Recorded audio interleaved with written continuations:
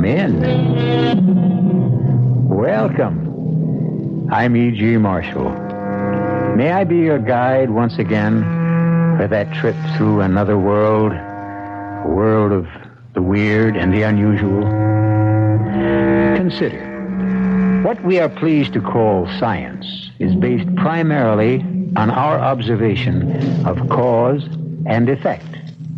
So, we say the rooster crows to herald the approach of dawn. But what does the rooster think? From his point of view, isn't he justified in believing that the sun rises because he commands it? In the final analysis, it all becomes a matter of perspective, doesn't it?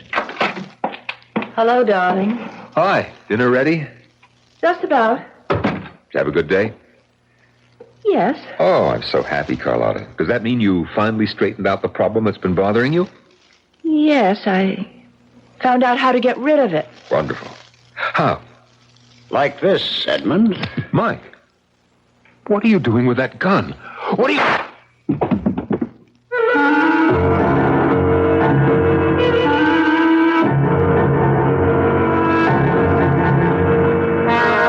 Our mystery drama, The Deadliest Favor, was written especially for the Mystery Theater by Sam Dan and stars Norman Rose and Marion Seldes. It is sponsored in part by Buick Motor Division and Anheuser-Busch Incorporated, Brewers of Budweiser. I'll be back shortly with Act One. The poet said, "He that dies pays all his debts." And while this may be true, it is neither a practical nor a popular way to discharge one's obligations. And yet, how can we ever hope to pay the vast accumulation of debt that accrues during our lifetime? Well, this has nothing to do with money. We refer rather to the true obligations when we ask, can anyone live long enough to repay all the favors extended, all the kindnesses shown, all the comforting words spoken by friends and strangers? Rare is that fortunate man or woman whose account is not in arrears. The Prime Minister described the situation as one of the utmost gravity. And now, let us go to the West Coast, where they are having a fantastic premiere of that super-sensational million-dollar epic, Kiss of Blood. This is a premiere like they had in the good old days. Everybody who is anybody is here. Yes. Oh, yeah, that's a long way from here, Carlotta, baby. A long, long way. I made myself this bed. I'll just have to learn to like it. Live with it. Hello, darling. Hi. Anything exciting in the news? Man said there's going to be a war, I think. Well, that's not new. Hungry? Mm-hmm. Steak and salad, okay? Okay. Do you have a good work session? No. Oh, I'm sorry. What's the problem? I don't know. That first draft is due in 2 months, Edmund. I just can't seem to get it down. Well, why not? I can't concentrate. Up here? A million miles from no place. Maybe that's why. Well, but you were the one who wanted to get away from the hustle and the bustle and the hurly-burly. Yeah, believe me, I don't miss it. I'm happy to be up here. Then why can't you write? Because, well, Carlotta, because I've got a guilty conscience. I feel guilty about you. Me? Mm-hmm. See, I don't need people. I don't need parties, a theater, opening nights. I don't either. But, Carlotta, you were always so... I was always... what? Always in the middle of it, in the middle of a whole world of excitement and glamour. No, darling. I wasn't in the middle of it. I was on the fringes. I was merely one of 2,470,000 aspiring young actresses. And that's just 1 year's crop. Yeah, but I have a feeling it must be so dull for you up here. Dull? I can read, I can paint. And I get the feeling that I'm dull, too. Edmund. No, dear, let me say this. I'm I'm just a writer. Just a writer. You're the best, And I'm not even the kind of writer who gets his name in the paper. Well, not the part of the paper anybody bothers to read. Oh, darling, you mustn't run yourself down. My book, my latest book, what is it concerned with? You said you'd explain it to me. Well, in this book, I explore the pupal and the larval stages in the development of the caddis fly. Oh. Exactly. Oh. Oh, but I'm sure it must be very interesting. Really? To whom? Well, to those people who would be interested. Mm-hmm. Well, you find it exciting, don't you? Well, yes, because it is exciting. You see, Carlotta, the caddis fly encloses himself in what he thinks is a golden protective sheath.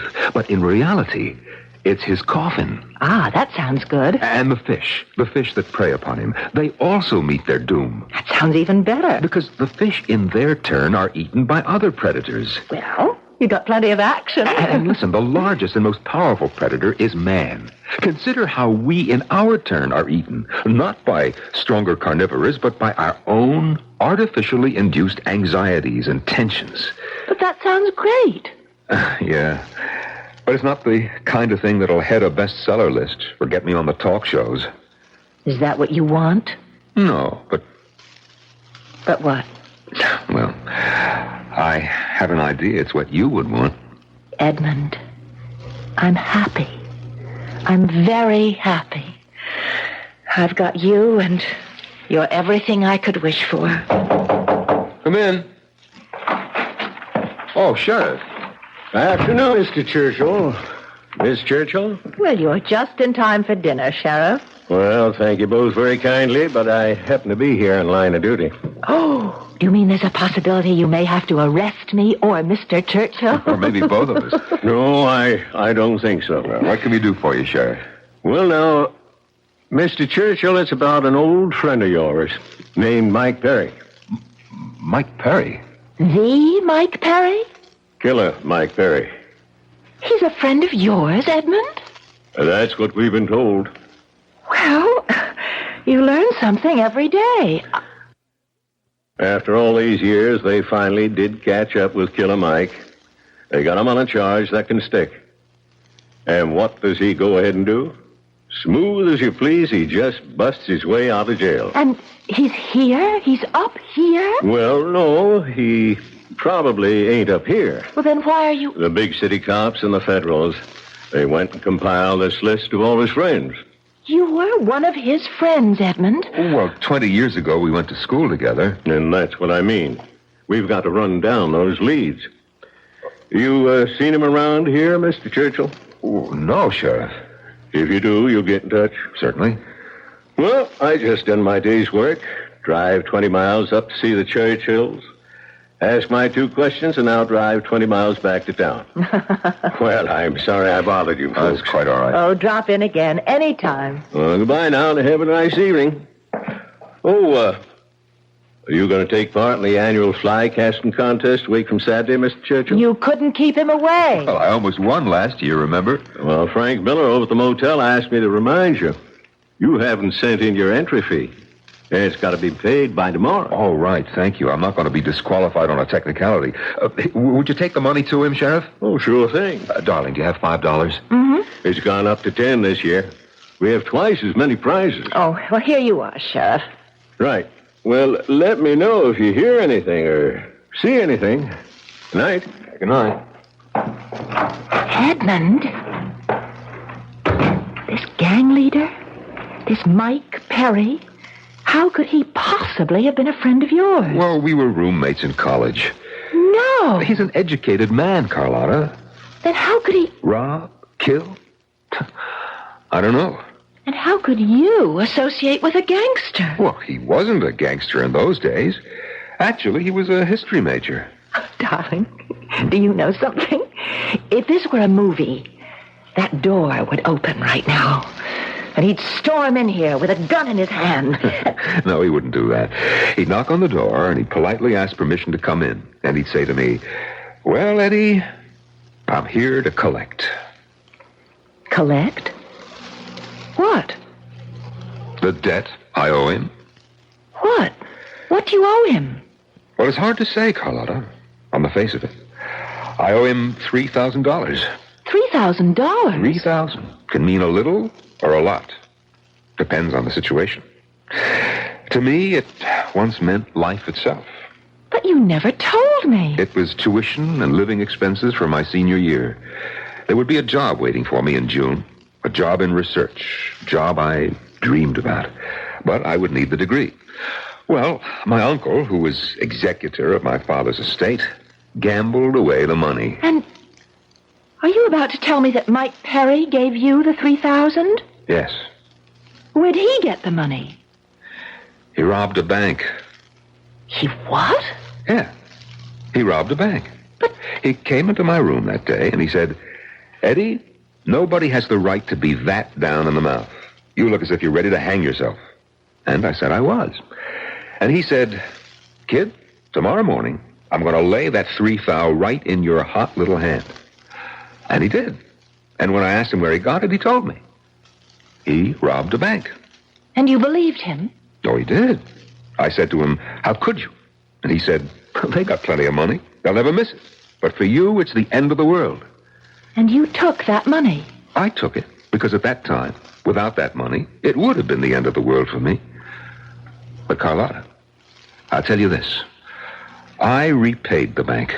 You did? After I sold my first book. I sent them $3,000 in cash. Anonymously, of course. Oh, well then you don't owe anybody anything. No, that's not true.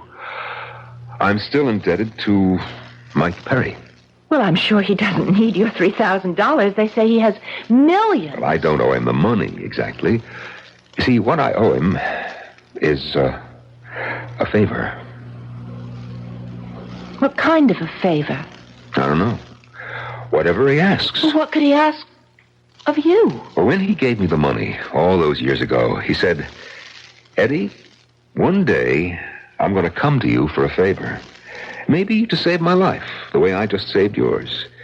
And you better be good for it. Well, there isn't anything you can do for him, Edmund. It's all ancient history. It's 20 years. That's so long ago. That's another world. Yes? And so much has happened to both of you. Oh, listen, I'd venture to say he doesn't even remember you. He just can't get used to the idea. What idea? What idea? Edmund, the idea of Mike Perry being a college man and your roommate. When was the last time you saw Mike Perry? When? Or can't you even remember? Oh, yeah, I can remember. The last time I saw Mike Perry was about 30 minutes ago.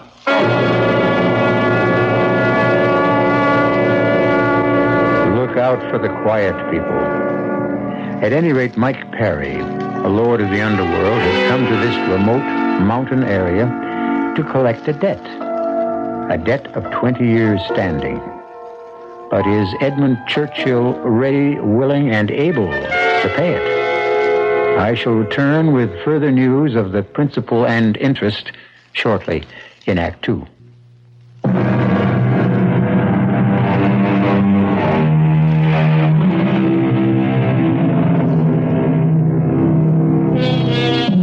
Ladies, what do you know about your husbands? To Carlotta Churchill, Edmund, her husband, was mild, self-effacing, unassuming, a writer of books on nature. Now she has discovered that Edmund is providing refuge for Mike Perry, an underworld overlord who is a fugitive from justice. Why? Well, it seems the two men are old friends. He's here? Mike Perry is here? Yes, Carlotta. Where? In my studio, above the barn. Then you lied to Sheriff Parker. Yes. But, well, you and I, we're not... We're not what, Carlotta? We're not the kind of people who assist gangsters, killers. At one time, Mike Perry did me a favor. Now he's calling it in. But the law, Edmund. Yes, I've thought about it, and, well, sometimes you just have to. It's wrong. It's wrong. It's not the point. Are you telling me that we are going to shelter this murderer? I'm telling you I have no alternative as a man of honor. Honor? What has honor got to do with this hoodlum? How can you pervert the word honor? Honor is a personal thing, Carlotta. He's come here to destroy you. But I owe a debt to the roommate I had in my senior year. Now, please, Carlotta, try to understand. I hope it's okay to come in. Oh, yeah, sure. Sure, Mike, come in. Carlotta, this is Mike Perry, very old friend. How do you do, Carlotta? Well, I must say, Eddie, your taste has improved since we were undergraduates. Mr. Perry, my husband is under the misguided impression that he is somehow obligated to you. That's his affair. If I had my way, I would call the police. You would? Why? You stand for everything I find evil, vicious, and depraved in our society. Well, surely not everything. Well, darling, why don't I help you with dinner, huh? I'm particular with whom I break bread. If you care to feed Mr. Perry, you'll find something in the refrigerator. Meanwhile, you'll excuse me, I have a headache.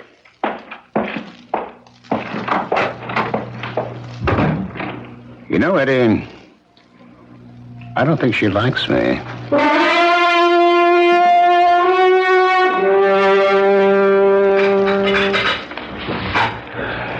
Good morning, dear. I prepared breakfast.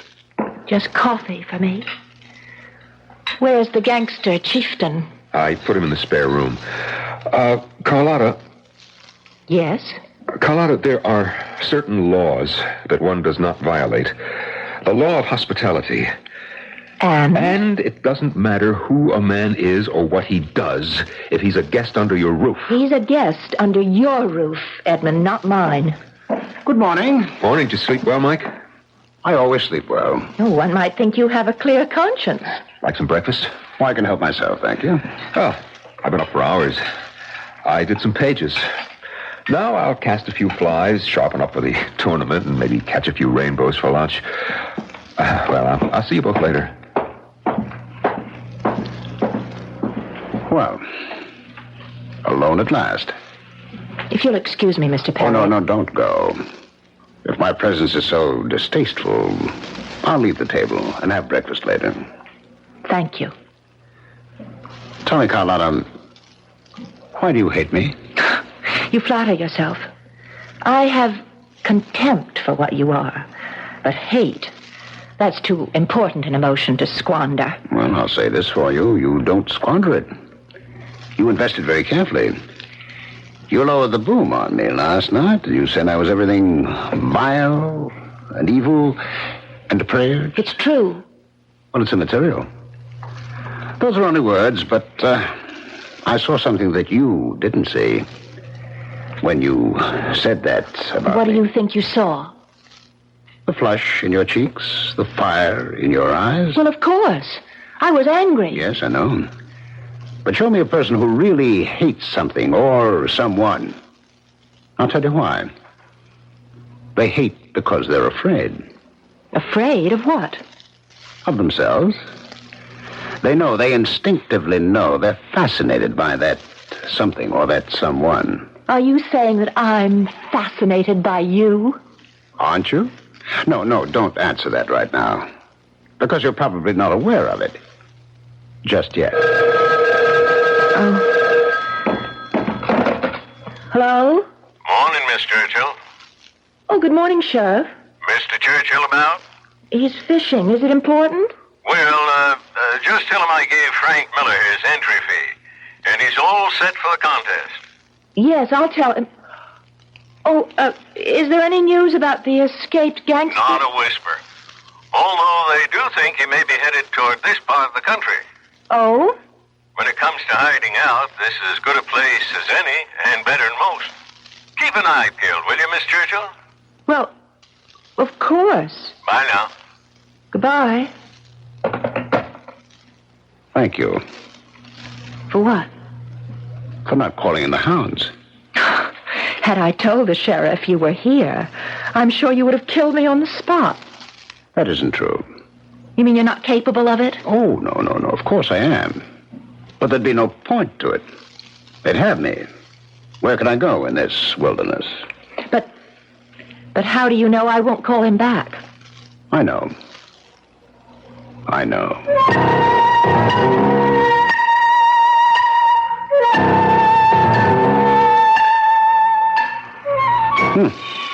You've got a good highlight on the cliffside there. And your shadows are remarkable. What am I doing here? Well, I thought I'd take a walk. You're not a bad painter. What would you know about it? Oh, I'm quite a patron of the arts. Haven't you heard? Oh, I can imagine. No. People like the Medicis and the Borgias, they robbed and they killed. Yet they practically financed the Renaissance. You know, you have delusions of grandeur. Why did you quit? Quit what? The theater. I was never in the theater. Oh, that isn't true. I saw you in a play. It was 10 years ago. I'll never forget your performance. You have developed flattery into a fine art. It was a great performance. What happened? Nothing. Tell me the truth. I told you. Nothing happened. I had a bit part in an off-Broadway play. I had one scene, and I stole the show. And the critics raved, and that was the end of it. It couldn't be. I never got another job. That's impossible. No, it's the way things can work out or not work out in the theater. So I decided to go back to school and get a degree and maybe teach. And you married your professor. That's right. And you've been miserable ever since. That's not true. Now, go ahead, tell me. Tell me you've been deliriously happy. Nobody is deliriously happy in this world. That's not true. I am. You? Oh, yes. Because I live. Every second of every minute of every hour. I have everything I want. But you can be shot down at any time. And you can get hit by a truck.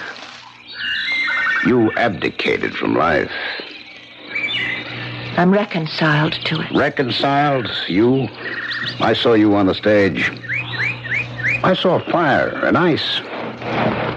Excuse me. Where are you going? I'm going back to the house. Yes? Please, I said I'm going back. Well, of course. You know why? You're afraid. Afraid of what? Of this? Let go of me.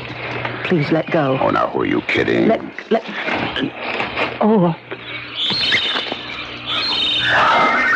Now, I'll let you go. I despise you. Oh, sure.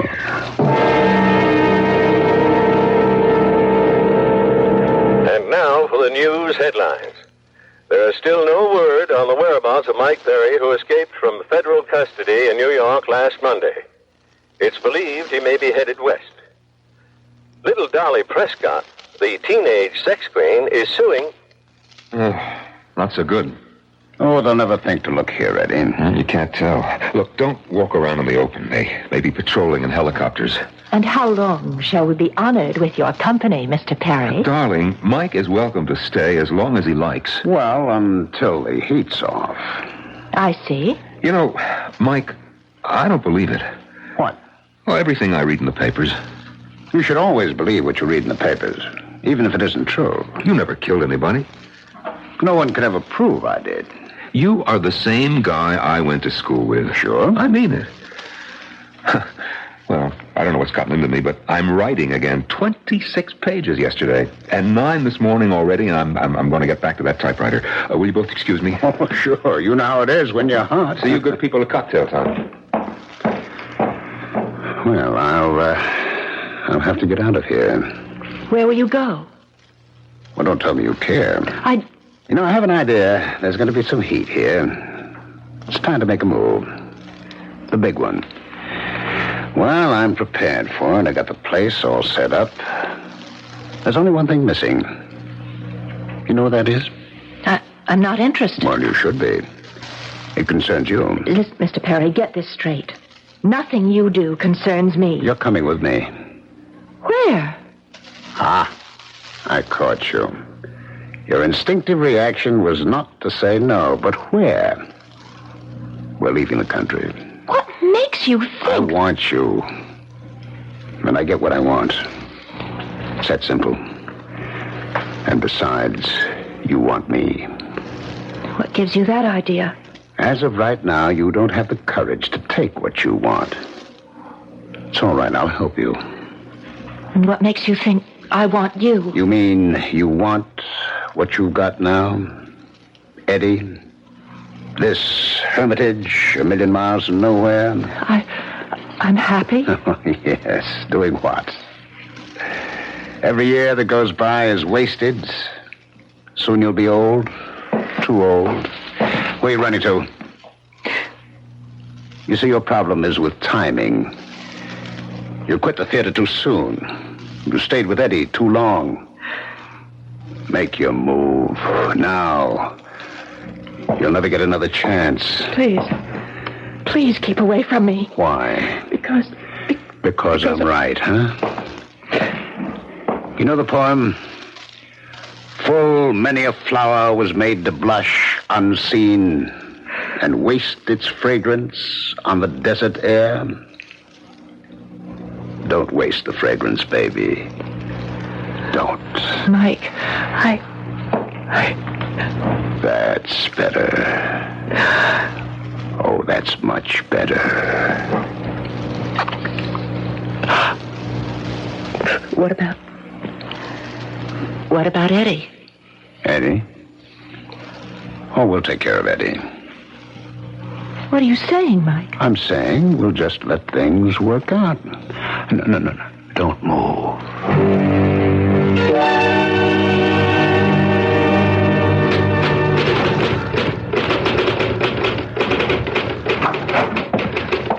Edmund. Shh.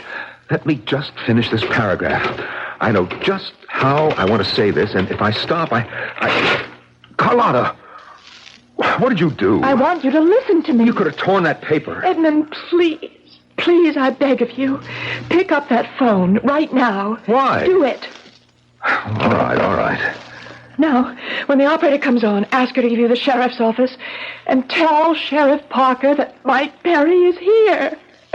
Carlotta, how can you ask me? I won't ask you again. I should hope not. I won't have the strength. You know, I don't understand you at all. Please call, please, before it's too late. Too late for what? Too late for what? Nothing. Nothing. You mean you became so excited over nothing? I tried. Oh, Edmund, I tried. Whatever happens, at least I did try.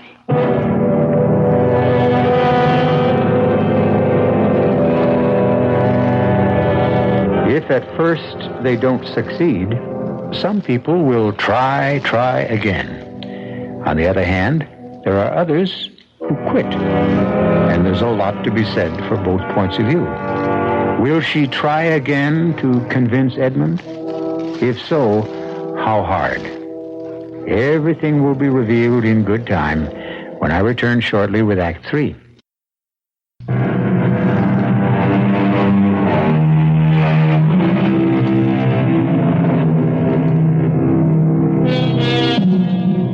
Friendship can form the strangest pairs. And one of these is Edmund Churchill, a writer of nature books, and Mike Perry, a notorious gangster. Right now, Mike is hiding out in Edmund's secluded mountain home. And far from being bored by the solitude, he is quite happy. Why not? Edmund has a lovely young wife. And as they say, all's fair. And then Mike said to the professor, "Sir, there is every reason to believe that the Arthurian legend is based on fact. Furthermore, I must have been a bore in those days. Wait. What is it? Hear that outside? It's a car. Who is it, Edmund? Coming up the hill. It's the sheriff. What would the sheriff... Mike, go to the spare room, quickly. All right. Oh, Edmund, get the ashtray. Get rid of it. Everybody knows we don't smoke. But it's no good. The smell will still be in the... Okay. Give me one of Mike's cigarettes. Yeah, okay. Leave the pack on the table, and I'll say I started again if you notice. No, wait. Wait, something must be wrong. What? I don't understand why. And the table's set for 3. Come in. What did you say, Carlotta? Table is... Oh, hello, Sheriff. Hi, folks. How's that casting arm, Mr. Churchill? Oh, it's first rate. Well, you people having company? Table set for 3, I noticed. It's lunchtime. I saw your car coming up the hill, so I set another plate. Join us? Don't mind if I do. That platter of roast beef looks great. Sheriff, what's going on? Well, tell you, I figure Mike Perry's gonna head this way. You do? Why? Because he's that type of person. He does the unexpected. Goes where you'd never dream to look for him. But to come here? Every place else is right on. Now, my theory is he's headed this way. Well, I see you started smoking again. Yes, ever since this thing started, I've been so nervous. I just... Oh, there's nothing to worry about. Well, we're not worried. It's just... We're gonna patrol this whole area. On foot, in cars, by helicopter. We'll get him. That is, if your hunch is correct. Well, I got a feeling. It's more than a hunch. It's based on a pretty fair analysis of all the known factors. Now, could I trouble you for a slice of that terrific roast beef?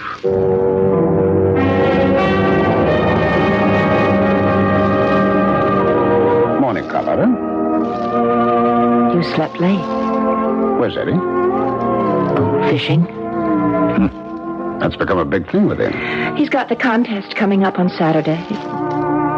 We have to get out of here. Mike. I don't like that sheriff. Oh, he's just... Just what? A hick constable? Don't sell him short. He makes smart moves. Where could you go? Where could we go? Remember that we. Well, where? Out of the country. But what's the good? You'd be extradited. What for? Well, for... I'm not wanted for crimes like murder. All I have on me is income taxes. Maybe embezzlement. There are plenty of places where they can't extradite you. But... Come with me. But...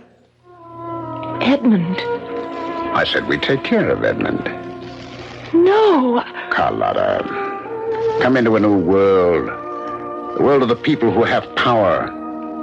It's a world where rules have no meaning. But Edmund's such a good person. Good, bad, they mean nothing. You do what must be done.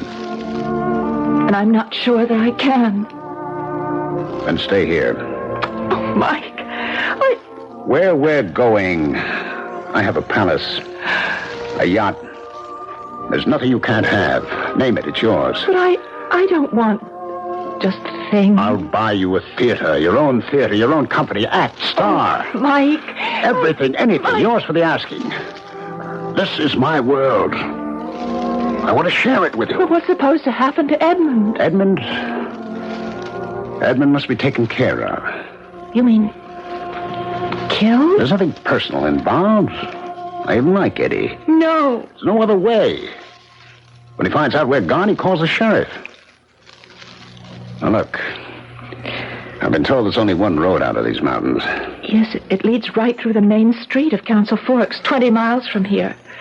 Well, we'll have to chance it. No, it's dangerous. At night, late, I'll wear a hat. I do look a little like Eddie. We'll be moving pretty quickly. Yes, we'll go as soon as it gets dark. The stores will be closed. No one will be on the streets. Mike, it's still a 3-hour drive through these hills before we get to the turnpike. Suppose the sheriff should call here. He won't. Oh, how can you be sure? Call him. And here's what to tell him.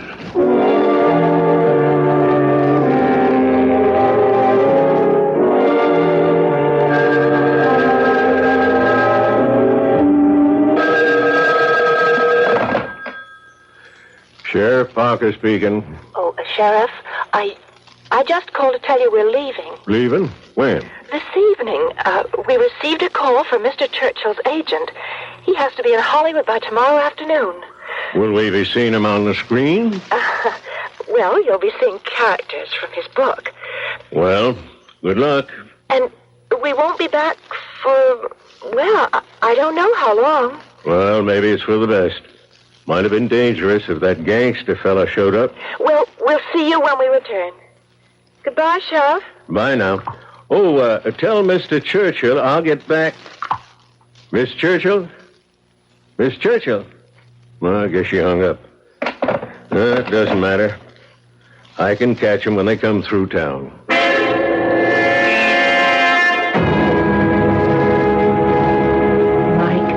Mike, You what? Oh, I'm not sure. Of what? Of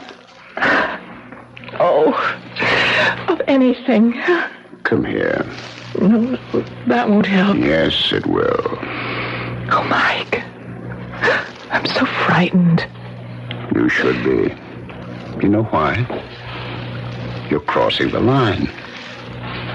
Promise me you won't hurt Edmund. Of course. Are you packed? Yes. Okay. When he comes in, you go out to the car. You won't hurt him. Promise. I promise. Well, greetings. Well, just in time for a drink, Eddie. Oh, I'm in great form. Shame you can't come to town with us Saturday and watch the contest. Well, I'll keep amused. Fix you something, darling? Who? Me? Join us? I don't think so. I feel so... it's a little stuffy in here. I think I'll get a breath of fresh air. Listen, Carlotta. I appreciate this. What? Well, what you're doing. It's plain you have no use for Mike, and you're going against your code of morality. I know it's uncomfortable for you, but you're doing it for me, and, well, I think you're wonderful. Goodbye, Edmund. Goodbye. Where are you going? Oh, just for a walk. Well, Mike, here's to us. Yes, Eddie. To us. She's right, but she doesn't understand how it used to be between you and me. Of course not. But after this is over, we're finished, Mike. We're square. If that's how you want it. It can't be any other way. That's right. It can't be any other way. Mike? Mike, what are you doing with that gun? Well, you see what I'm doing. I'm aiming it. Mike, why? Because I have no choice. As you said, it can't be any other way. Why? I mean, why do you want to kill me? I don't want to kill you, Eddie. I have to. And therefore... Mike, it's me. It's Eddie. If you stand still, Eddie, you won't feel a thing. Mike, no! Mike! You killed him! Yes, I killed him. You promised! I promised I wouldn't hurt him. And I didn't. He died instantly. Oh, no. Oh, I didn't realize. Yes, you did. You did. No, I don't want to go with you. You have to go. You have no choice. You just crossed the line.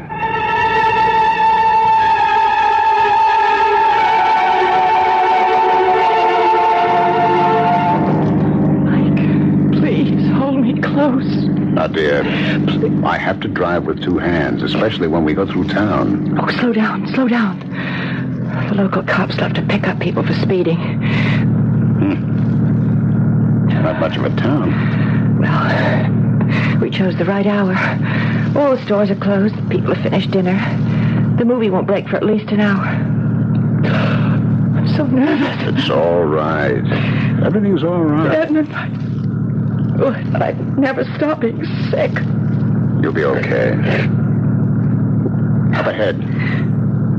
Is that a police car? It's the sheriff's car. I think somebody's in it. Well, we have to go down this street, but... Well, why not? He can't suspect anything. It's dark. He won't recognize me. Look, as we go by, you wave at him. All right. There's nothing to be scared of. Now, give him a loud, cheerful goodbye. And a big wave. Hi, Sheriff. Hi, Miss Churchill.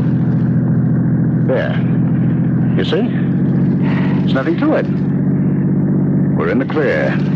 You don't have to look back. Mike, he's pulling away from the curb. Well, okay, that doesn't mean he's after us. Mike! He's following us. Now, don't panic. Maybe he's heading someplace else. Where? This road leads away from town. There's nothing for more than 80 miles. He's after us. Why?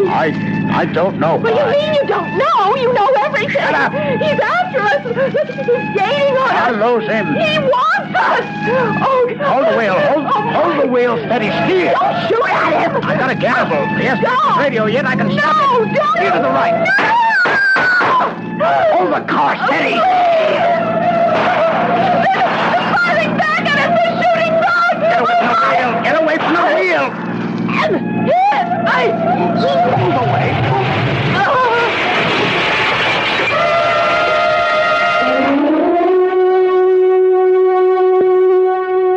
And I have with me here a man who captured the fugitive gangster Mike Perry, our own Sheriff Pete Parker. Sheriff, what's the story?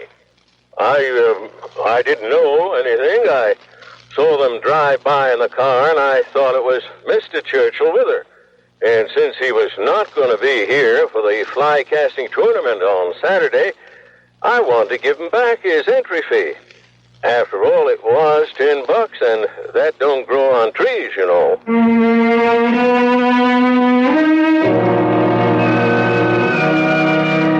Of course not. But that $10 discharged the debt. And while we don't know who did win that fishing contest the following day, the grand winner should be Sheriff Parker, who caught the biggest fish of all the night before. We're going to catch you for some more Mystery Theater when I return in a few moments.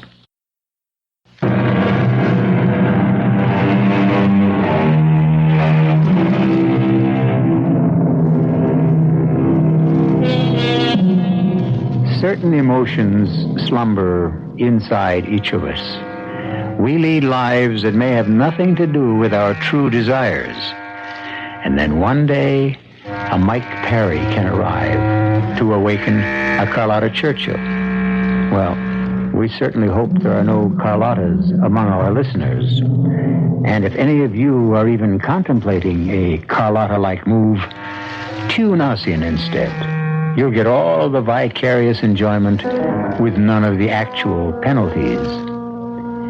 Our cast included Marion Seldes, Norman Rose, Ralph Bell, and Dan Arco. The entire production was under the direction of Hyman Brown.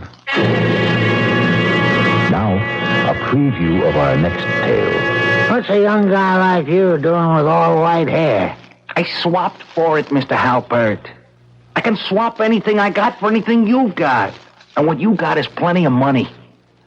And years, kid. Too many years. I'll take them off your back. You just say yes. That's all you have to do. Okay. That's enough. Beat it. Look, you gotta believe me, Mr. Halpert. Give me a chance to prove it. You don't have to pay me off until it works. I mean, what would you give to be 26 years old again? $1 million, kid. That's what I'd give. What kind of pills you peddling? Would you give me $1 million? Just like that? Just say yes, Mr. Halpert. The rest is easy. Only don't try double-crossing me, because once we make the swap, it's final. I get the $1 million, you get to be 26. Is that a deal? Sure. It's a deal. Radio Mystery Theater was sponsored in part by Anheuser-Busch Incorporated, Brewers of Budweiser, and Buick Motor Division. This is E.G. Marshall inviting you to return to our Mystery Theater for another adventure in the macabre. Until next time, pleasant dreams.